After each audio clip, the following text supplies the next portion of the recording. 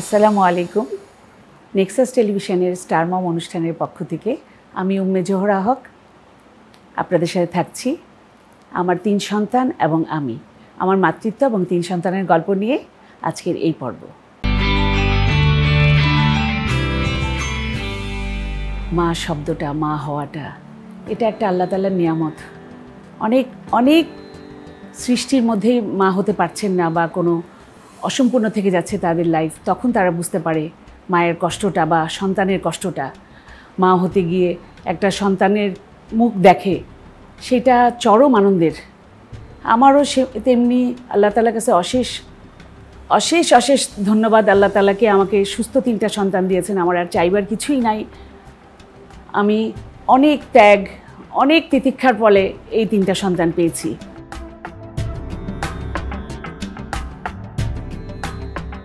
আমি যখন প্রথম মা হব, ছেলে হবে না মেয়ে হবে, তখন আসলে আমার ওইটা আমি হাজব্যান্ডের সাথে এত বলতে পারতাম না। কিন্তু আমার হাজব্যান্ডের সবসময় ইচ্ছা ছিল তার একটা ছেলে হবে, ছেলে বাচ্চা দরকার বা ছেলে বাচ্চা হবে। তারপরে তো অনেক চড়াই উতরাই করে, যাই হোক, আমি সেকেন্ড টাইম যখন মা হলাম, তখন সে মেয়ের জন্য একদম পাগল হয়ে গিয়েছে যে তার একটা মা লাগবে। তার মেয়ের জন্য খুব খুব আল্লাহর কাছে চাইতেন যে আমার একটা মেয়ে বাচ্চা হোক। তেমনি কিন্তু থার্ড বেবি আমরা না চাইতেই আল্লাহ দিয়েছেন। আমি তো ভাবতেও পারিনি কখনো 3টা বাচ্চা হবে আমার। আমার হাজব্যান্ড মোহাম্মদ ইয়াকুব আলী খান, তার নাম থেকেই কিন্তু আমার বড় ছেলের নাম ইউসুফ আহমেদ খান। তারপরে অনেক কষ্ট অনেক দিন পরে আমার সেকেন্ড বেবি, 10 বছর পরে, অনেক মিসক্যারেজ হওয়ার পরে আমার সেকেন্ড বেবি অনেক কষ্টের, তার নাম প্রাপ্তি, অনেক বছর পরে পেয়েছি আমি। তারপরে ইমতিয়াজ আহমেদ খান, সেই নামটা পুরোটাই আমার হাজব্যান্ডের রাখা। এই 3টা নামই আমরা হাজব্যান্ড ওয়াইফ দুজন মিলেই রেখেছি আসলে। আমি ইউসুফ আহমেদ খান। আমি উচ্চাঙ্গ এবং নজরুল সঙ্গীতের একজন শিক্ষার্থী এবং শিল্পী হিসেবে নিজেকে পরিচয় দিতে ভীষণ ভালোবাসি। পাশাপাশি একেবারেই অল্প দিন হয়েছে যে একটি স্বনামধন্য প্রতিষ্ঠানে শিক্ষকতা পেশায় নিজেকে যুক্ত রাখার সুযোগ পেয়েছি। আশা করছি এইটি আমার অভিজ্ঞতা এবং সঙ্গীত জীবনে একটা নতুন পালক যোগ দেবে। ইউসুফ আহমেদ খান, নাজিফা খান এবং ইমতিয়াজ আহমেদ খান, ওরা 3 জনই 3 বাচ্চাই, 3 বাচ্চার জন্য এখন পর্যন্ত বন্ডেজটা এরকম যে ওদের 3 জন 3 জনকে ছাড়া থাকতে পারে না। আসসালামু আলাইকুম, আমি নাজিফা খান প্রাপ্তি। আমি সিএ পড়ছি, পাশাপাশি বিবিএ করছি। আমি 2 ভাইয়ের একমাত্র বোন। টুকটাক যে ওরা খুনসুটি লাগে না তা না, কিন্তু বাইরের থেকে এসে ইউসুফ আমার মেয়ে এবং ইমতিয়াজকে আদর করে তারপরে ঘরে ঢুকবে। ও 3 তলা থেকে 2 তলা থেকে মা মা বলে উপরে আসে, এটা ছোটোবেলার ওই অভ্যেস।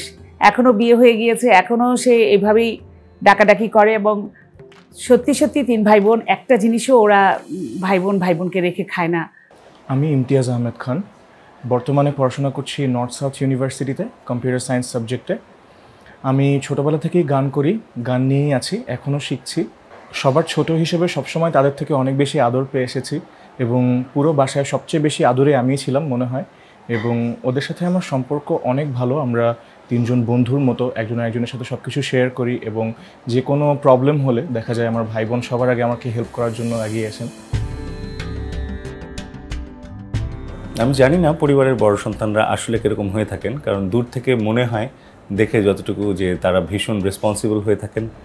আমার ক্ষেত্রে অনেকটাই উল্টো, কারণ আমার ছোট ভাই বা বোন অনেক বেশি বৈষয়িক এবং অনেক বেশি গোছানো এবং তারা অনেক বেশি রেসপন্সিবল আমার থেকে। আমার কাছে মনে হয়েছে আমি সবসময় মাম্মাস বয় ছিলাম ছোটোবেলা থেকেই। বকাত খেতাম, মার খেতাম, যেটাই হতো না কেন, পড়াশোনায় ফাঁকিবাজি করেছি অনেক, কিন্তু দিন শেষে কেন জানি সবচেয়ে বেশি আবদারের জায়গাটা আমি হাসিল করেছি, কারণ আমি অনেক দিন একা ছিলাম। আমার ভাই বোনের সাথে আমার এইজের গ্যাপটা অনেক বেশি। আপনাদের সবার দোয়ায় আমি অনেক কোটি কোটি শুকরিয়া। হয়তো হ্যাঁ, আমার গানটা হয়তো স্যাক্রিফাইস করতে হয়েছে, এটা তো স্বাভাবিক। আমি যে 3টা সুস্থ সন্তান আল্লাহ আমাকে জন্ম দেওয়ার তৌফিক দিয়েছে, এটা আমার কাছে অনেক বড়। এবং আমার স্বামী একজন এরকম আল্লাহর রহমতে আপনাদের দোয়ায় এত নাম করা একজন নজরুল এবং উচ্চাঙ্গ সঙ্গীতের একটা ভালো একটা জায়গায় আল্লাহ রেখেছেন। আমার সত্যি সত্যি আল্লাহর কাছে অনেক কৃতজ্ঞ আমি। এবং সবার দোয়ায় বাকিটা জীবন যতদিন বেঁচে আছি ততদিন যেন সম্মানের সাথে আল্লাহ চালায়, সেটাই আমি সবার কাছে চাই, সবার কাছে দোয়া চাই।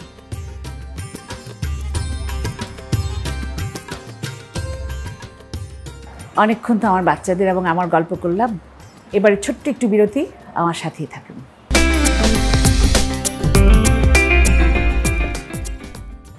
বিরতির পরে আবার চলে আসলাম। জি ইউসুফ বড় ছেলে আমার, অসম্ভব কেয়ারিং আমার প্রতি, এবং ও সবার জন্যই কেয়ারিং, কিন্তু ও কখন আমি গান করব, কখন আমার কোথায় ভালো লাগা মন্দ লাগা, ও চট করে আমারটা বোঝে। দেখুন, ছোটবেলা থেকে আলাদা করে চিন্তা করা যে মানুষের জন্য কাজ করা বা তার জন্য কাজ করে শান্তি পাওয়া, এগুলো কিন্তু অনেক পরিবারে বলে না যে বলে বলে বা ধরে ধরে শেখাতে হয়। এই জিনিসগুলো আমরা কখনো এভাবে পাইনি, কারণ আমরা দেখেছি যে বিভিন্ন সময় সেটি অকেশন হতে পারে, বিভিন্ন উৎসব হতে পারে, যেমন রমজান, ঈদ, বিভিন্ন সময়ে বা আমার দাদা দাদির প্রয়াণ দিবস উপলক্ষে হোক, যে কোনো কারণেই হোক, মা চেষ্টা করেছেন মার আশেপাশের যে মানুষগুলো ফ্যামিলিয়ারভাবে বহু বছর সাথে ছিলেন তাদেরকে সবাইকে মিলে এক বসায় আমরা সবাই একসাথে বসে খাওয়া, বা তাদের প্রয়োজনে বা রমজানের সময় দেখেছি তাদেরকে প্রয়োজনীয় বাজেটটা পৌঁছে দেয়া, এটি কিন্তু আমরা পুরো পরিবার মিলে করেছি। আমার মা তার জায়গা থেকে সেই স্যাক্রিফাইসগুলো না করতেন, আজকে আমার ভাই যেই জায়গায় আছে, বাবা যেই জায়গায় আছে, আমার বোন যেই জায়গায় আছে এবং আমি যেই জায়গায় যাওয়ার চেষ্টা করছি, এগুলোর কোনো কিছুই সম্ভব হতো না। সত্যি বলতে আম্মুর স্যাক্রিফাইসের কারণেই আজকে খান পরিবারের নামটা যেসব জায়গায় সম্মানের সাথে উচ্চারিত হয়, এর পেছনে সবচেয়ে বড় অবদান যেটা, সেটা হচ্ছে আমার মার সমস্ত স্যাক্রিফাইস। মেয়ে বাচ্চা যে নাজিফা খান, ও তো আমার সব কিছুই করে দেয়, আমাকে গোছানোর থেকে আরম্ভ করে, আমাকে রেডি করার থেকে আরম্ভ করে, আমার এমনকি রাতেবেলা শুতে যাওয়ার সময় আমার হাতে পায়ে লোশান লাগিয়ে দেয়া, চুল রেডি করে দেয়া, সব কিছুই ও করে দেয় আমার। অসম্ভব কেয়ারিং। মার কথা তো এক কথায় বলে শেষ করা যাবে না। মার সাথে সম্পর্ক বলতে মা আমার বেস্ট ফ্রেন্ড। সব কথা দুনিয়ার একজনকে বলতে পারলেও সেটা আমি আমার মাকে বলতে পারি, যেটা আর কাউকে বলতে পারি না। আমি এই পরিবারে পুত্রবধূ। মা ওনার 3 সন্তানকে যেভাবে আদর ভালোবাসা দিয়ে বড় করেছেন, আমি এই 5 বছরে মা আমাকে ঠিক একইভাবে আদর ভালোবাসা শাসন সব কিছুই একই সাথে আমার সাথে হয়েছে। আমি কখনো আলাদা ভাবিনি যে আমি আমার দেবর ননদ বা আমার হাজব্যান্ডের থেকে আলাদা কেউ এই পরিবারের। ছেলেই বলেন বা মেয়েই বলেন, তাদের নিজেদের প্রয়োজনেই কিন্তু, সংসারের প্রয়োজনেই কিন্তু তাদের লাগছে। আমি তাদের ছোটোবেলা থেকেই ওই জিনিসটা বুঝিয়ে দিয়েছি যে আলাদা করে আপনার কোনো মেয়ে বাচ্চা বা ছেলে বাচ্চাকে শিখবার নাই। প্রত্যেকটা সন্তানই কিন্তু পারিবারিক শিক্ষার মাধ্যমেই কিন্তু এই জিনিসটা শিখে যায়, এবং আমি তাই চেষ্টা করেছি ওদেরকে করার জন্য।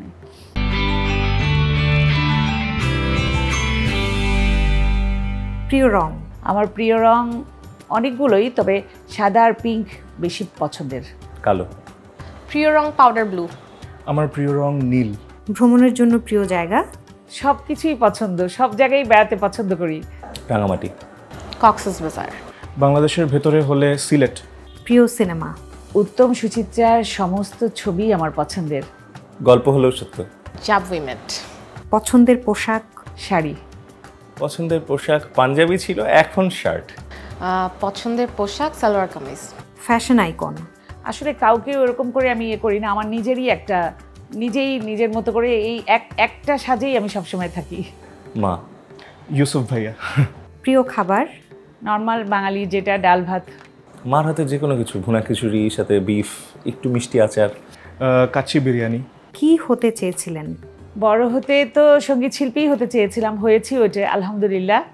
বড় হয়ে এখনও বাবার মতোই গান করতে চাই, এখনও চেষ্টা করে যাচ্ছি।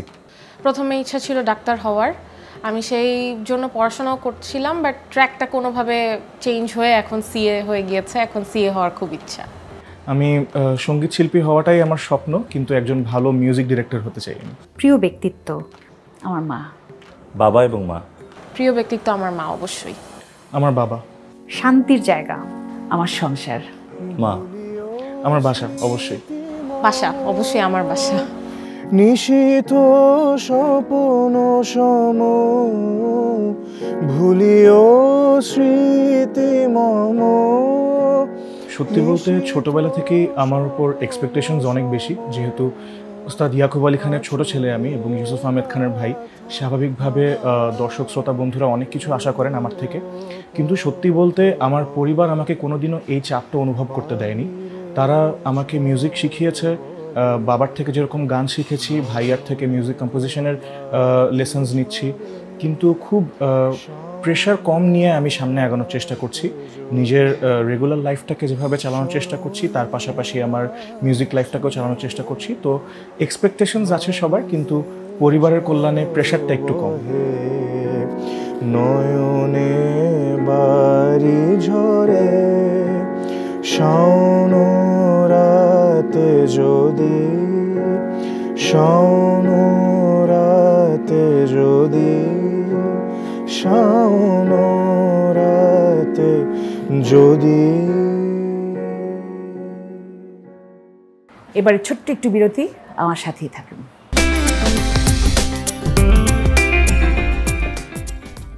বিরতির পরে আবার আসলাম।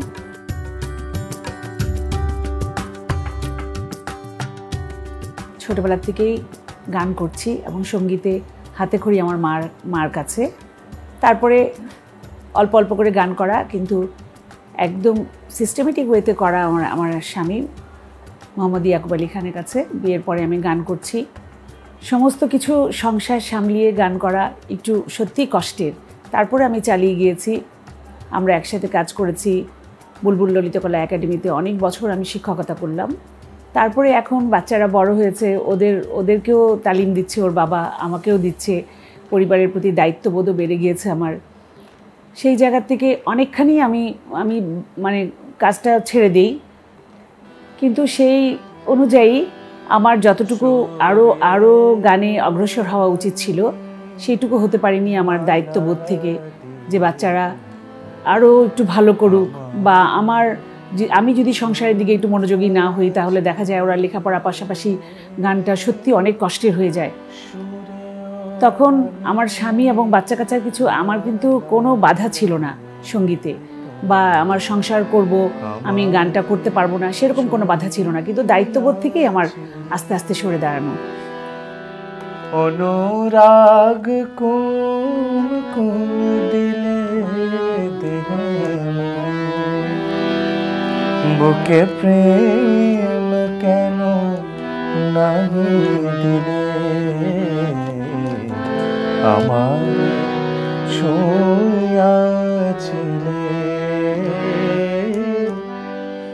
ভাই বোনদের মধ্যে ডিসক্রিমিনেশন জিনিসটা কখনো কখনো হয়েছে, কখনো কখনো হয়নি। সেটা কথার অর্থ অনেক রকম হয়ে যাবে। কারণ প্রিভিলেজ যেই জিনিসটা বলা যায়, যে ছোটো ভাই বোনের কাছে সবসময় ছিল তুমি ভাইয়াকে সবচেয়ে বেশি টানো, সেই হিসেবে প্রিভিলেজটা পেয়েছি। আর ছোটো ভাইটা অনেক বেশি বৈষয়িক। আমি আগেই বলেছি যে আমি যতটুকু বাবা মাকে জ্বালিয়েছি পড়াশোনা বা নিজের জীবন নিয়ে, আমার ছোটো ভাই ততটুকু জ্বালায়নি। সেই দিক থেকে একটা টান টেনেছেন মা, কিন্তু কখনো ছেলে বা মেয়ে আলাদা করে দেখা বা তাদেরকে সেইটুকু জায়গায় একটু আলাদা খাতির করা, এইটা কখনো করেননি বাবা। আসলে ভালোবাসার জায়গাটা কখনো আমরা ডিফারেন্সটা ওভাবে বুঝিনি। কারণ হচ্ছে দেখা যায় আমরা এমনি মজা করে বলি যে ভাইয়াকে বেশি ভালোবাসে বা পূর্ণকে বেশি ভালোবাসে বা আমাকে বেশি ভালোবাসে, তিনজন কখনো মানে আমরা একটু মজা করি নিজেদের মধ্যে যে না তোমাকে বেশি ভালোবাসে বা আমাকে বেশি ভালোবাসে। কিন্তু কখনো সত্যি কথা বলতে গেলে ছেলে মেয়ে ওভাবে ডিফারেন্সিয়েট করেনি আমার মা। সবসময় পড়াশোনা বলেন, যে কোনো কিছুর ক্ষেত্রে বলেন, সবসময় আমরা সেম প্রায়োরিটি পেয়েছি এবং মানে মার থেকে সবসময় সেম সাপোর্ট পেয়েছি তিনজনই। অনেকবারই সুযোগ হয়েছে আমার বাচ্চাদের পুরস্কার নেওয়ার। আমার বাচ্চা তখন খুব ব্যস্ত ছিলেন, প্রতিবারই আমার স্টেজে উঠতে হয়েছে, নিজের সঙ্গীত পরিবেশনার জন্য উঠতে হয়েছে, নিজের পারফরমেন্সের জন্য। কিন্তু এবার আমার সবচেয়ে গর্বের যে আমার সন্তানদের জন্য যে এত কষ্ট করেছি, প্রতিটা মাই কষ্ট করে সন্তানদের ভালো একটা খবর শোনার জন্য, ওদের সাকসেসের জন্য। কিন্তু এইবার আমার মা পদকটা আমার জন্য বিশেষ একটা ভূমিকা রেখেছে, যে আমার সন্তানদের জন্য আমার স্টেজে ওঠা। প্রতিটা মায়ের জন্যই আমি দোয়া করি আল্লাহ যেন কোনো না কোনো উপায়ে সন্তান জন্য মাকে পুরস্কৃত করেন, সেটা স্টেজে উঠিয়ে হোক, দেশের জন্য হোক, রাষ্ট্রের থেকে হোক, পরিবার থেকে হোক। আগে তো পরিবার থেকে মর্যাদা দিতে হবে, তবেই না রাষ্ট্রের পুরস্কার। তো প্রত্যেকটা পরিবারে অন্তত যেন মাকে এভাবে মূল্যায়ন করা হয়।